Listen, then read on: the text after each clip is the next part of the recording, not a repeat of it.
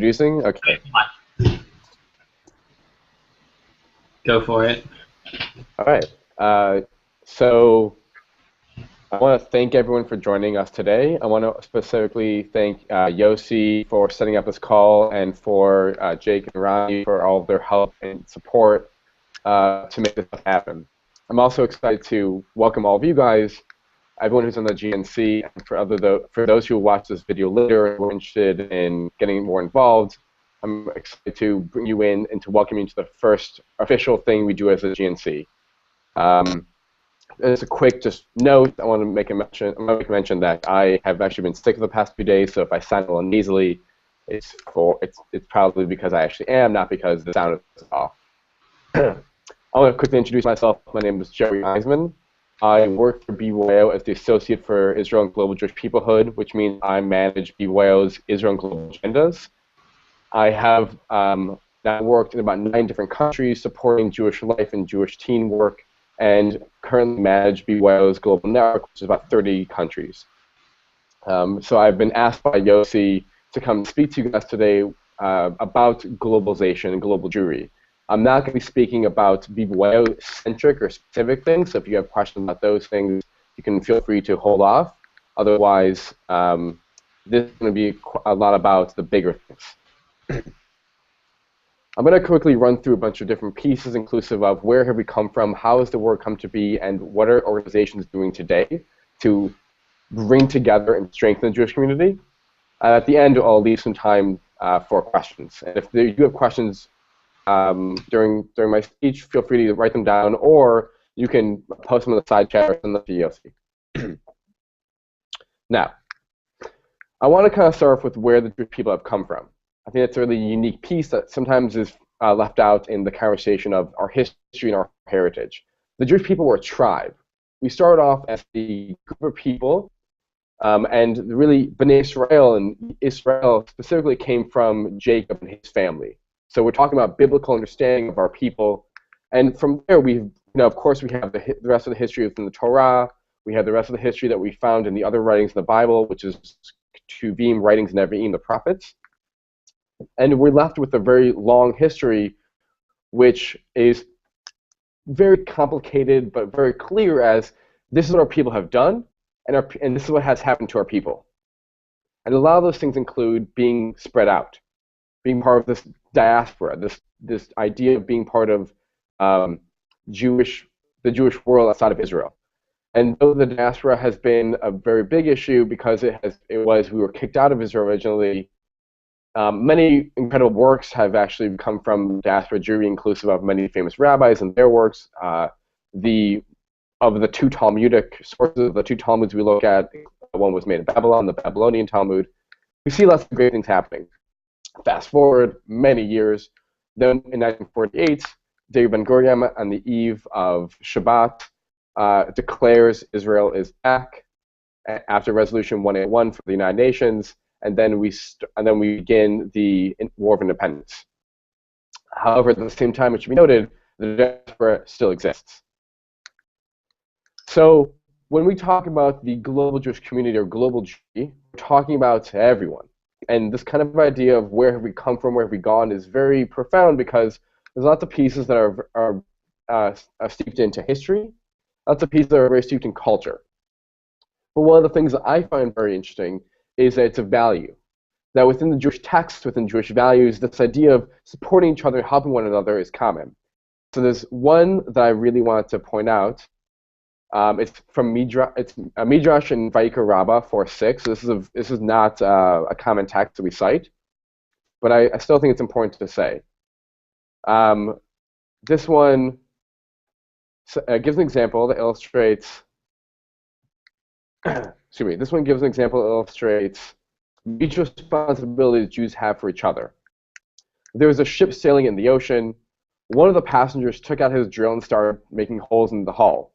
Others asked him, "What do you think you're doing?" The guy replied, "What's your business? I'm drilling under my own seat." They answered, "When water fills the ship, we'll all go down."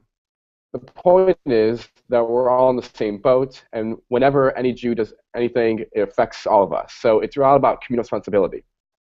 One of the more common things that we quote when we talk about communal responsibility, I'm sure many of you are familiar with this idea, is Kol Yisrael arvim zeh bazeh, which means all Jews are responsible for one another. That's from Masechet Shavuot and the Babylonian Talmud. There's also some really popular text that goes into who you should really be prioritizing.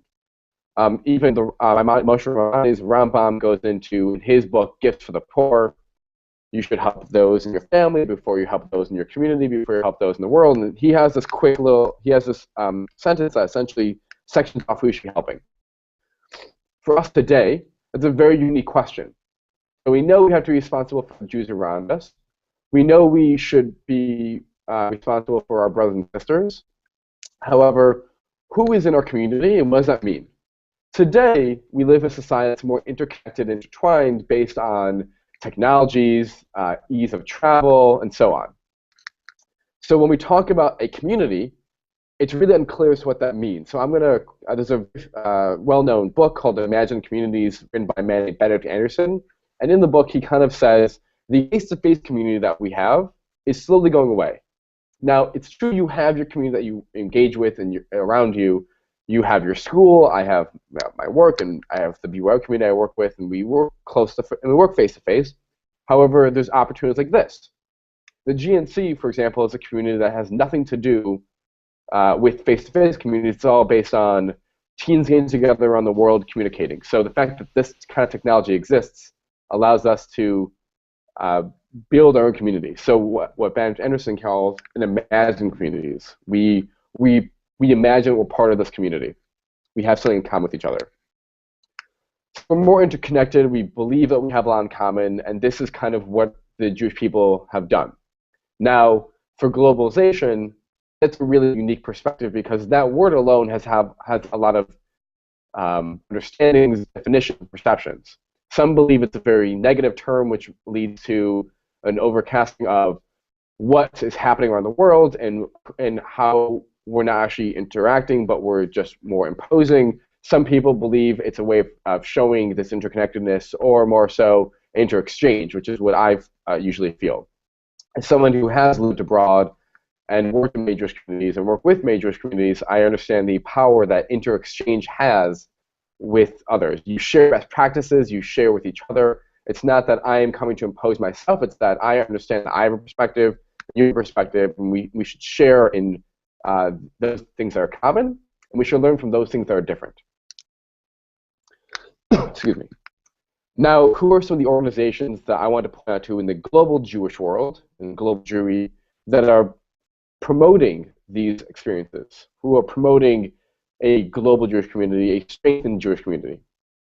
Some of these people are BYO. BYO is currently the only youth movement in the world that puts such an emphasis on making these meaningful connections.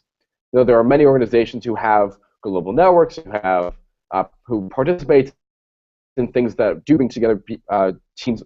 However, not in the same context, in the same capacity BYO does. Other ones are the JDC, who is one of our partners in this program. The American Jewish Distribution Committee, or JDC, is a 90-year-old nonprofit that works, a 100-year-old nonprofit that works in over 70 countries around the world in non-sectarian, humanitarian, and Jewish communal work. Their work has provided a lot of structure in supporting communities, mostly after the fall of communism in the late 80s, early 90s, and also prior to that, in things that were leading up to issues that were happening. This is the American Jewish community's way of supporting their brothers and sisters abroad. Today, BBY and JDC work very closely in that we are supporting team programming in many of their countries that they work in. Same with Maccabi World Union. They're an organization that, of course, their education wing is Maccabi Tzair, who is both our Israel partner, and also we work with them in Uruguay and slowly becoming more integrated with other programs. But also they have programming that supports all of these types of programs. The Maccabi, which happens as a kind of a Olympics, a Jewish Olympics, which brings together Jewish people all over the world. And then they have another one which is called the World Jewish Congress, which is a sort of congress of Jewish communal leaders who are band together to support each other in economic, political, and other facets to support Jewish communal life. Now, amongst all these things, it's very clear these are very large organizations that have placed a priority on the global Jewish community, and it's something that I want to kind of come back to. We said earlier there's a value. We said that there is a value and texts that teach us that there is something which we should feel a connection to our people, and we should feel responsible for each other. Something that I've always found very profound, though, was how ingrained that was in our community.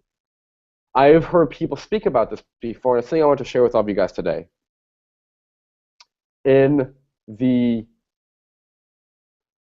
world of philanthropy and service, we talk a lot about supporting each other. We talk a lot about helping each other and being aligned to other nations. We try and be the best we can. There's something to be said, though, of the capacity to which we feel that. When I talk to people and say, listen, you have to give money to this organization because if you don't, this elderly woman in Romania might not be able to pay her bills, so she won't have heating this weekend. And that could be detrimental to her. So there's a piece of that which I would say, of course, you want to help her, but there's also a piece in which we go ahead and say, oh, she's Jewish, I have to help her.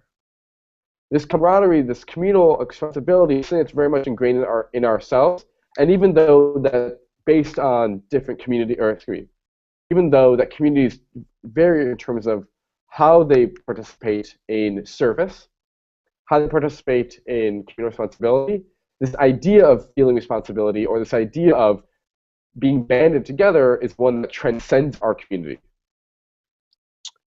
I'm going to stop here for a moment. I'm going to quickly make a comment. Yossi, I'm not sure if the Q&A is working.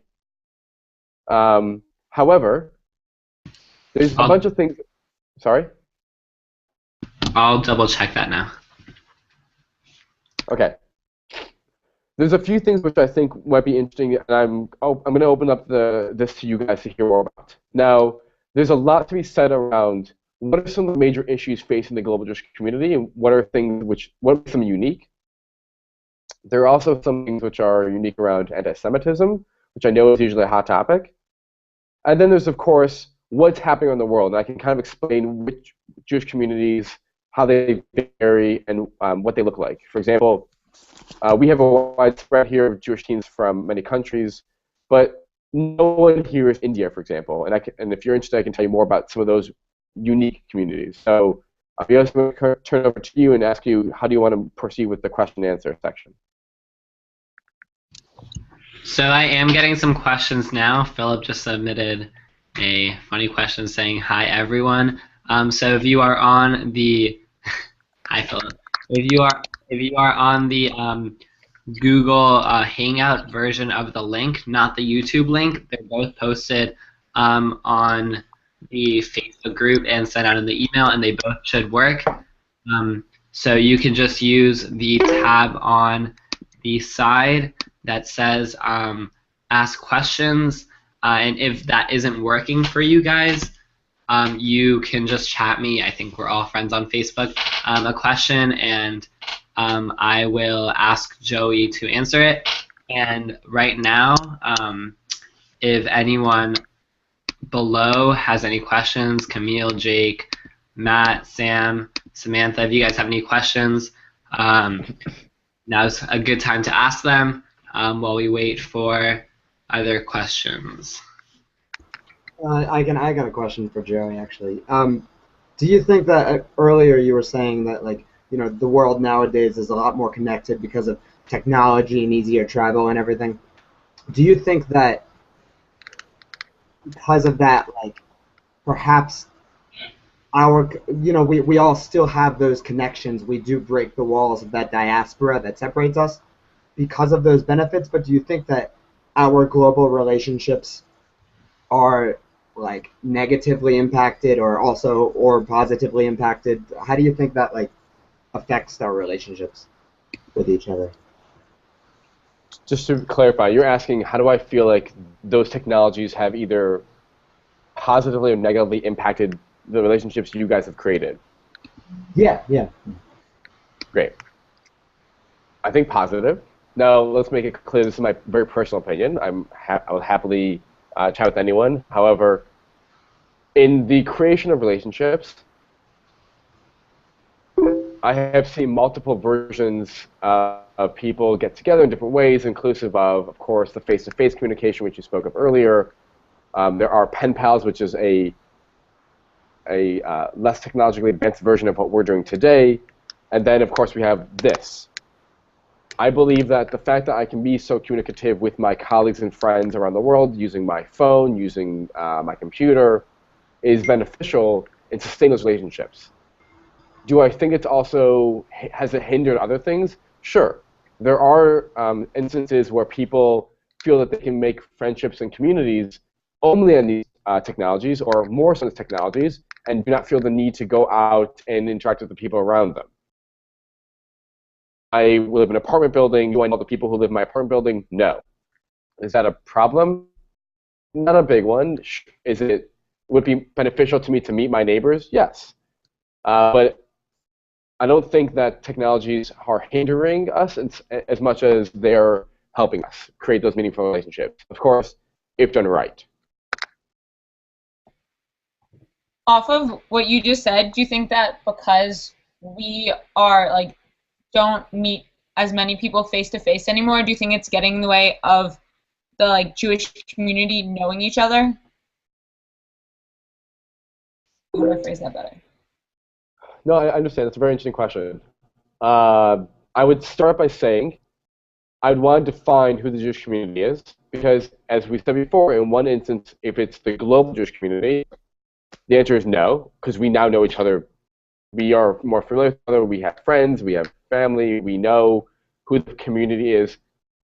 I can legitimately say I have friends around the world who are part of the Jewish community. So from that capacity, it's only helped it.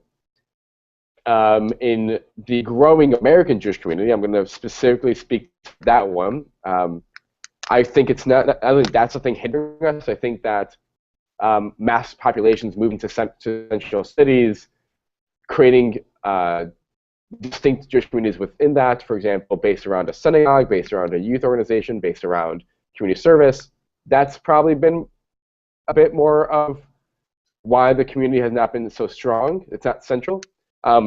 If you guys are familiar with the federation systems that exist around North America, and there are other versions of this around the world, but the federation systems have been beneficial in trying to promote a communal feeling so that you have the federation in your city be the center of Jewish communal life. They try to be. So it really comes down to what you're trying to get out of the community and also which community we're looking at. But I don't think that technologies have hindered us there.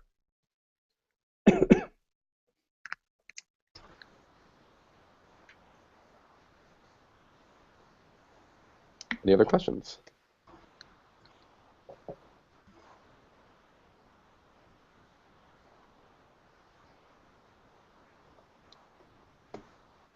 Oh, I have a question. Go for it. So when did you first get involved with World Jewry, and like how'd you really get drawn into it as much as you are right now? Great question. I started working with Jewish communal life when I was young. I got very big into my youth organization. I got very big into being part of my synagogue. It was very much part of my life. The Jewish community has been a massive part of my identity since I can remember. Being part of the global community has been a more recent interaction and introduction. This started when I was about to graduate from the University of Michigan, my undergraduate years, and I was looking to do something post-university, something that would be abroad, something that was unique, something that I felt very proud of. I was looking to go work for a doctor in Ethiopia. For many different reasons, the organization decided that they had someone already in a position, were looking to do more, so they decided to pursue another avenue within my resume and my skills, which is Jewish communal work, youth leadership, Jewish education, and camp programming. So I moved to Latvia. I then started working in the Baltic states, supporting Jewish communal and young adult programming in the countries. And then I was approached by BBYO to take the position I currently hold. So it was only after I finished college that I've really become part of this world. It's something that I think is very special because it was only starting to become big when I was finishing my schooling.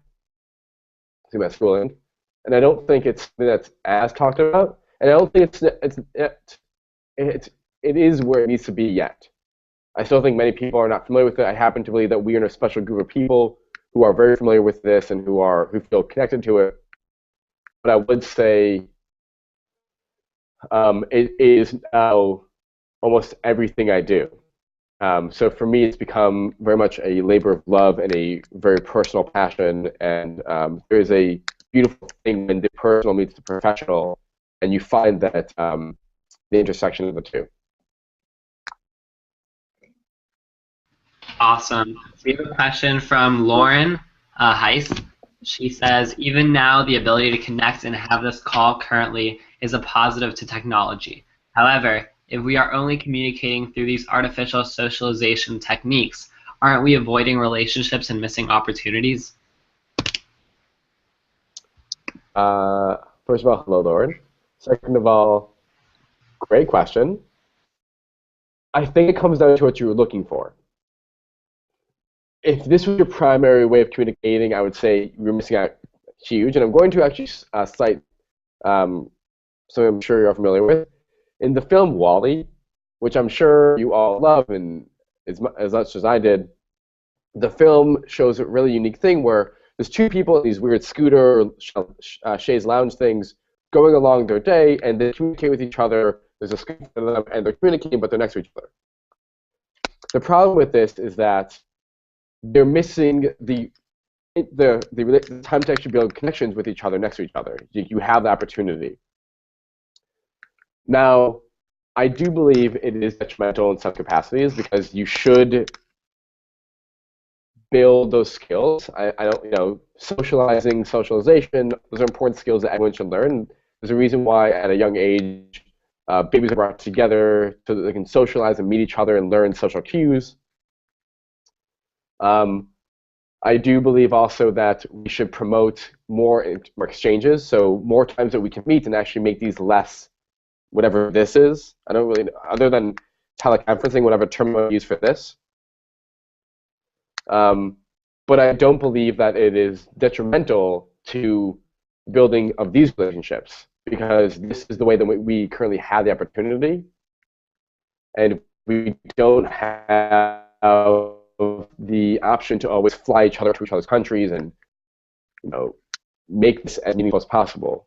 Whatever that needs to look like, I would promote it. But until we have a better way of doing it, this is probably the best way.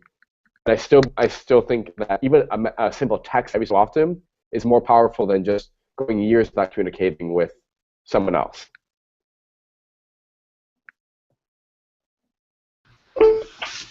Thank you. We have a question from Rena Kaya. She says, being Jewish was not something that I chose, but it was something that I was born in. Being Jewish has given me some great and unique opportunities, which my other non-Jewish friends did not have. A part of me feels that this is not fair. What do you think about this? That question can also, anyone on the bottom can also feel free to, we can make this a discussion, add any thoughts that you may have as well. So I'm going to first say, if anyone was going to say that, knowing Rena well, thank you, Rena, for bringing this up. I really appreciate that. It's a very you kind of question. And second of all, I would like to push out the group here. What do you guys think first? Do you think that it is unfair that we have been provided certain opportunities that others don't have? Actually, although it's something that you're born with and you can't physically change, I don't think it's necessarily unfair because first of all, there's always the chance that unless someone's actually jealous of being Jewish and what the values that it comes with, I mean, there's always the chance that you can obviously convert. But then if people are just jealous in general, I mean, did they say anything on the question about like why, like what kind of jealousy do they mean? Like just for being Jewish, or like what comes with it? Like, or just the general like identity of it? I think interpret it for yourself. Really, it just said jealous, or it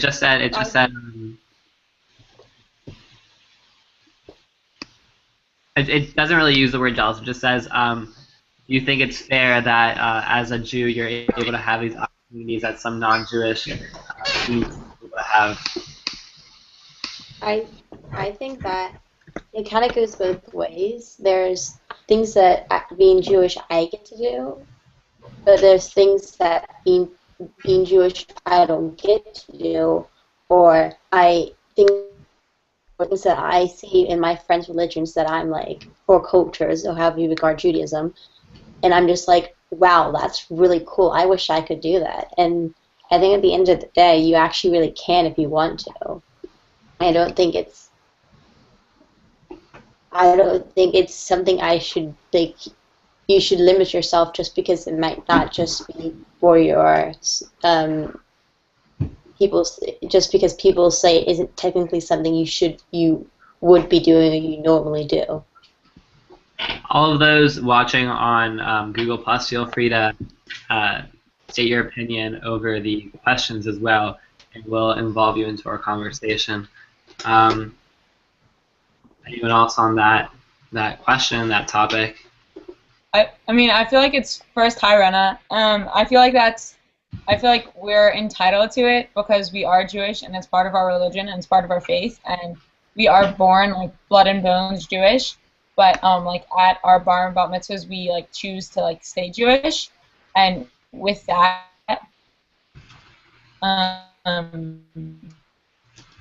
we are accepting like that come with the religion. So we it's like part of it, and because we accept it, we are entitled to everything. So if other people are jealous of it, it's part of our religion, and I'm sure there's parts of their religion that they get that we don't, and it's like.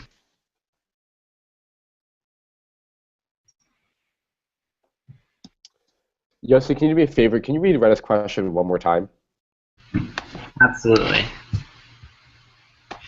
Being Jewish was not something that I chose, but it was something that I was born in. Being Jewish has given me some great and unique opportunities which my other non-Jewish friends did not have. A part of me feels that this is not fair. What do you think about this? Okay.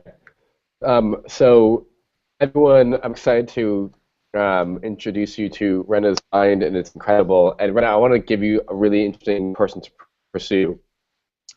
I may be pronouncing his name wrong, so of course you judge me later. I can show you how to spell it. Rena, there's a guy named Bobby Harrow. Bobby is a modern-day philosopher who talks about this, and he asks the question, should you feel bad for where you're born? Is it your responsibility? And the reality is that it's not. You did not have a choice of what family you were born into. You didn't have a choice of who brought you into this world. What you have are people who are telling you certain things and opportunities that are given to you. Do I feel more blessed because I was born into the family I was born into, and do I feel more blessed because of the opportunities I was given? Yes, 100%. Should I feel bad about them? I can. Is that going to help anyone? No, it won't. This guy has this thing called the cycle of socialization, which he looks at, and it says very clearly, when you go along your life, you are born into wherever you're born into. You have no opportunity of what that looks like. When you're a child, you have people who are telling you certain things. They're impressing upon you ideals, priorities, different things. And then when you get older, you begin to start to think about, what are your priorities? For those of you who have been on programs in the past, you know it's a big part of my programming is what we like to call values clarification exercises or prioritizing, because it's important to understand at a young age, what are those things I find important? And don't let me steer you wrong. That's an important exercise to do your entire life. I still do it today. But what you can do is when you get older, it's what you do with the opportunities you've been given. It may not be fair but you had no choice, and that's not your fault. What is fair is what you do with the opportunities you were given and how you promote a stronger society, a better society. Wherever you find faults in the world, it's for you to support those issues. I don't think you should ever feel bad. You know, I'm going to use an example that's very clear here in America, but economic status. Born to a family that is what we like to call a target, which means that they are someone who is targeted either because of racial or other issues. You know, what we say colloquially, the cards stacked against them. But we can still. It's up to us it's up to us to make those changes. So I definitely suggest looking up that guy, Bobby Harris, Psychosocialization. You might be intrigued by what he says. By the way, it's not Jewish. That's anyone. So I'm going to agree with something that Ronnie just said in the comments. She said we should appreciate the benefits of our religion and feel lucky that we are Jewish, just as others feel lucky to be their religion. So I think that's something that a lot of us have said so far, and I really agree with that. But I also want to expand on my own note. I think that not like a lot of what we do have in common with other religions, and we do have a lot of room to build upon our common traditions. And I'm sure there are organizations of other religions that do things similar to what we're doing now, and pairing with those organizations and seeing what we have in common and building off of that, because we do have a lot in common, is a great way to really bridge gaps in a world that's like sometimes very conflictive. And as Jewish teens and as BBYO, we have a really special opportunity to do that. And sort of instead of, I'm trying to see the exact words, instead of having others sort of having us feeling that it's not fair that others can't have the same experiences, trying to find ways to incorporate people of other religions to things that we do, such as the coalition of Jewish Teens passed an interfaith peace initiative, and that's going to help bridging gaps with organizations of other religions, and there's just so much to do with that, and I think this question really plays into that a lot, and I just really wanted to mention that.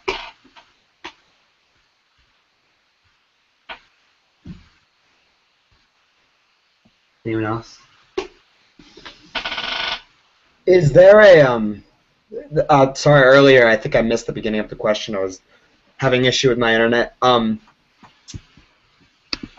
Has anybody mentioned the fact that like we as Jews we're born into Judaism, and I know that as I grew up, I always found that a lot of my Jewish pride, before it became less ignorant and more aware, sympathetic, like driven, it was almost solely because we are the minority that we are. There's a pride and there's a like a motivation to do things to show that pride and to do things to better us as a people that I felt like I always had, that I think people in larger religions don't. Not that they can't, not that they shouldn't, not that anything of that, but that they don't find so easy, like so easily manifested in them. And I always thought that like because I was born into Judaism and I was bar mitzvahed, and yes, like Samantha said, at that point I had to make that choice. I got to make that choice to say, do I want to stay true? Like, do I want to continue Judaism as I have, or do I want to change it? And I know that I stuck with it because of what I was born into that has driven me in ways that another religion may not have driven me. And that's why I stuck with it.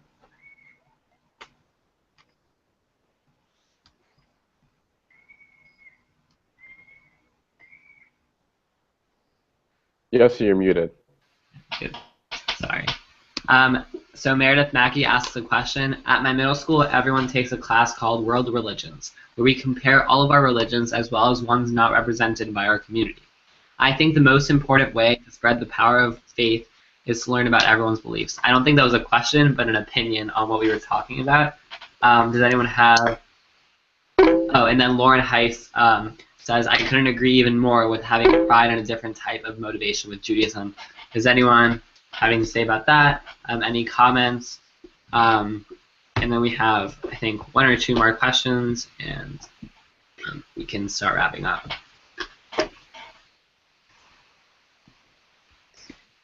No, sorry. I think addressing the first thing about how having classes like world religions where you get to talk about different, like, these different religions that you probably don't know anything about. Like, I know like, there's religions that, like, you kind of know. Like, I know a little bit about, like Catholicism and a little bit about Hinduism because my friends are. But, like, in reality, I don't know much about it. But I think when we learn about these things, we find out that we're really not that different, and this is when you find out that those things that you were jealous of of someone else's religion or their culture, you also have, or it's not that different from how you imagined it. It's not necessarily how it actually works, and it could be much more similar to what you're used to and what you do. And I think it's also better to, like, appreciate what you have, because when you learn more about it, you're better prepared and better equipped to make the decision of who am I, what does my religion mean to me, what do I like about my religion, what I don't like about my religion, that I think you should always ask yourself throughout your entire life, not just now or during your bar mitzvah or bat mitzvah.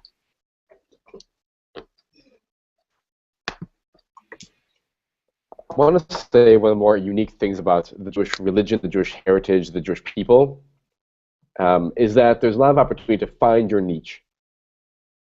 I don't think anyone should feel that there is, like, one way in which you have to do Judaism. In fact, one of my favorite examples of Judaism is the Barbie doll as a metaphor. People usually point to the Barbie doll as metaphor for a few reasons, but one of the big ones is Barbie has so many identities. There's Malibu Barbie, there's whatever.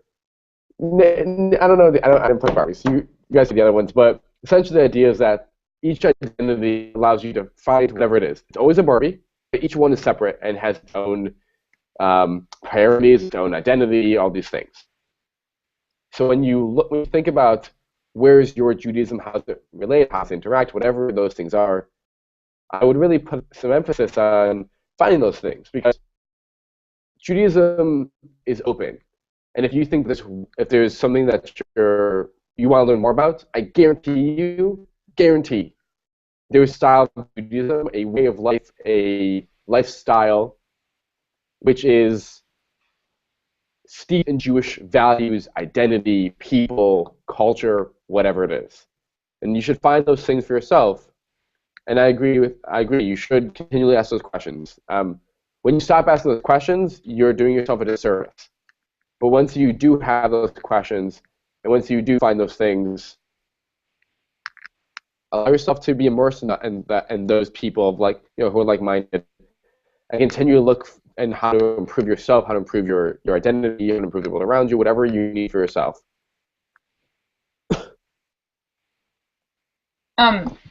Two things. One, with that, like, when you stop, I feel like when you stop asking questions and just be like, oh, this is who I am, and you, like, completely set on it, and you stop looking around, then that's when you start, like, having a lack of knowledge, because the world keeps moving and you stay still, and you,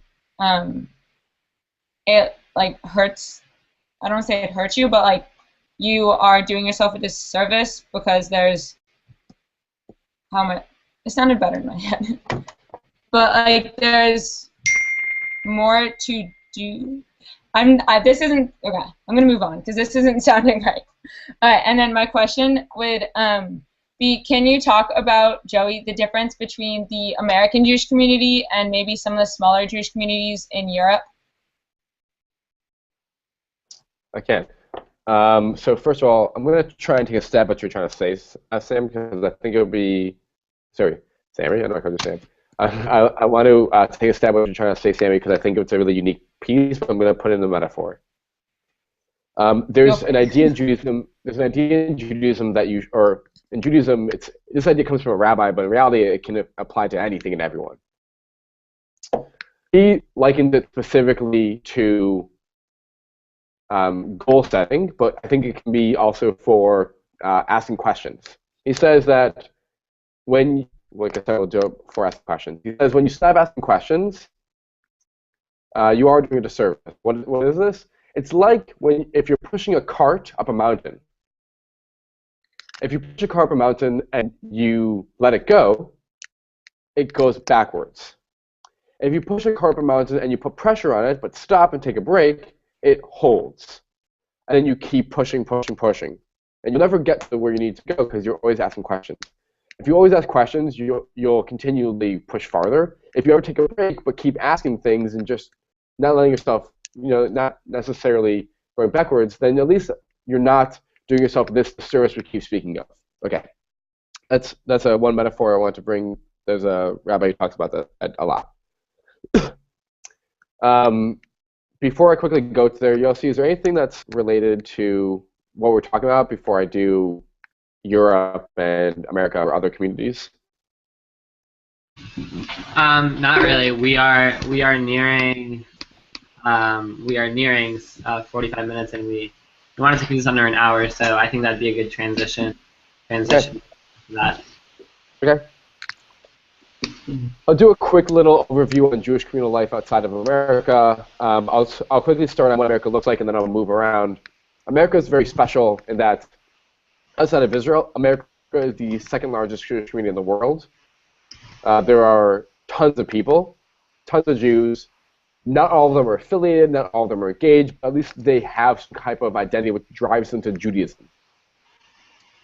Most of the Jewish communities around North America, and their communities are synagogue-based in that their synagogues are where they would, if you ask them what part of the community are you from, they would say, oh, I'm from this synagogue. That's like a very general thing. That's not true for everyone. Now, it expands, of course, if you're talking American.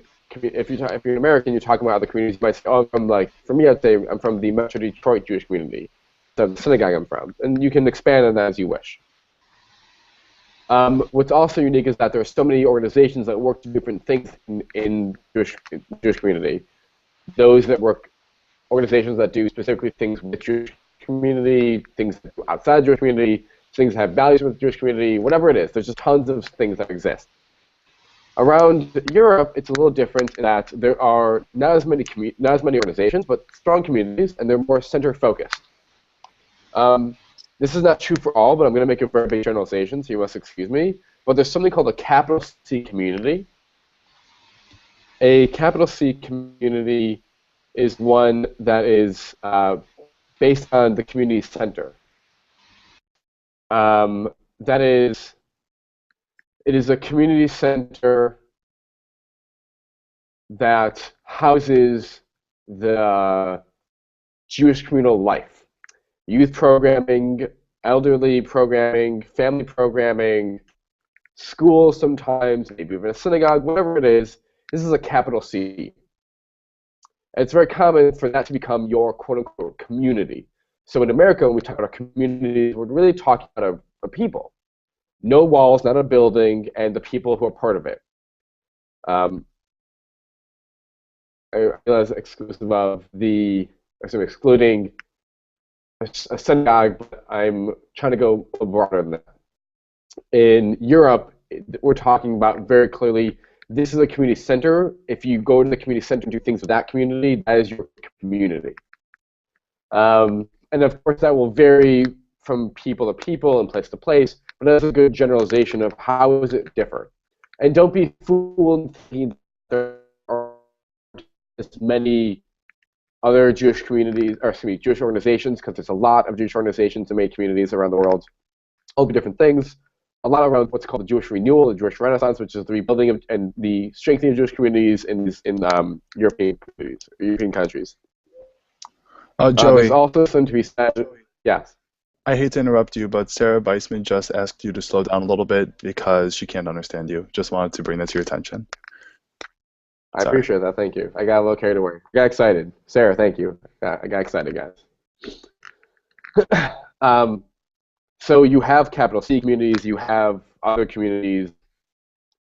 That's Europe in a very big way. That's also true, I would say, for a few other countries, inclusive of India and certain places in Latin America.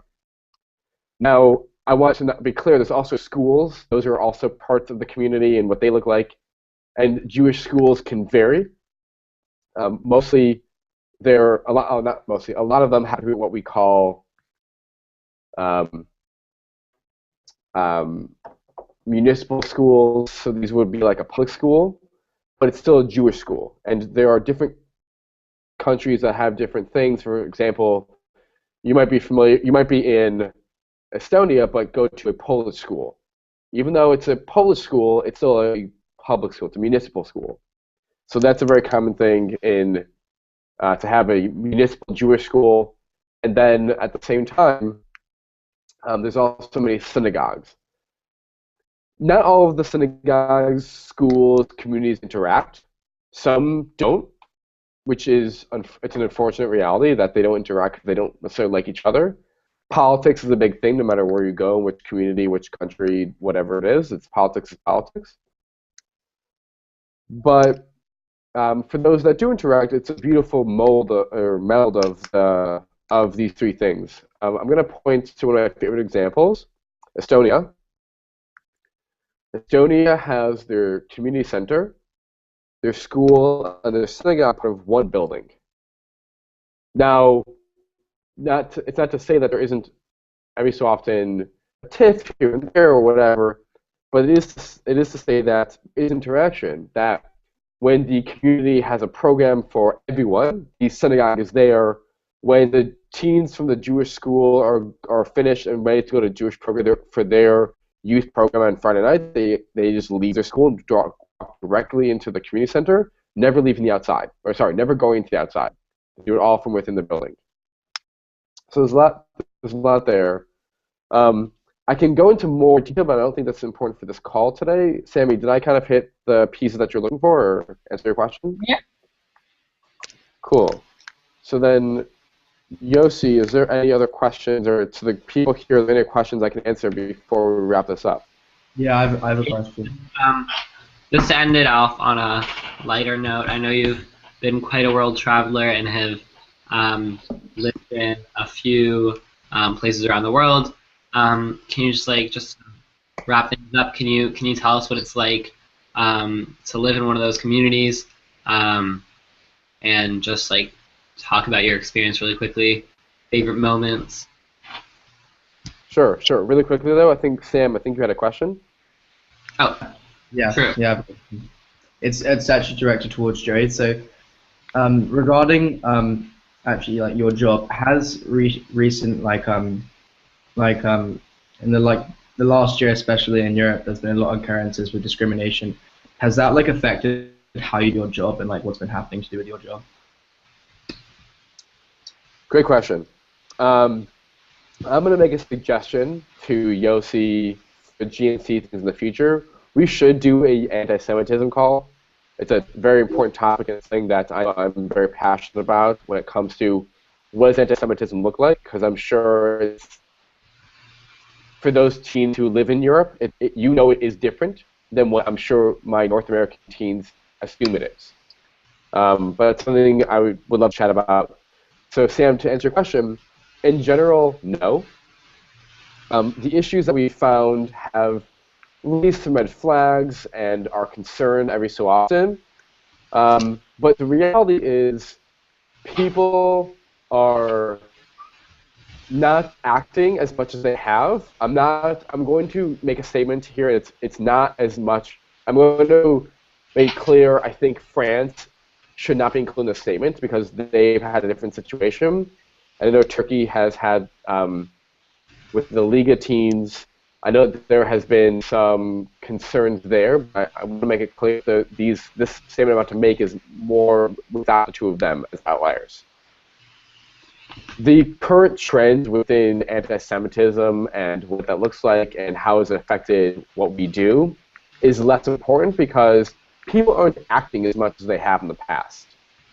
The idea of being hidden or the idea of fearing for your life is less of a concern, and thus has driven us to be more, has essentially tried to further our agenda, and we want to strengthen the community. So for us, it's to show people like you that we are here for you, that we are support. Even though we're across the pond, we are here to be your anchor.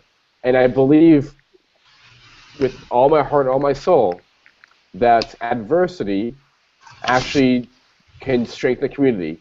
Though I don't like it, I think it's important to note that it actually helps us find common ground and support each other in these times of need. But I will say we should definitely talk more about that at a later date because there's a lot to be said around anti-Semitism. To wrap up the call then, Yossi, I'm going to quickly, you wanted me to talk about my experiences. I would say it's very general.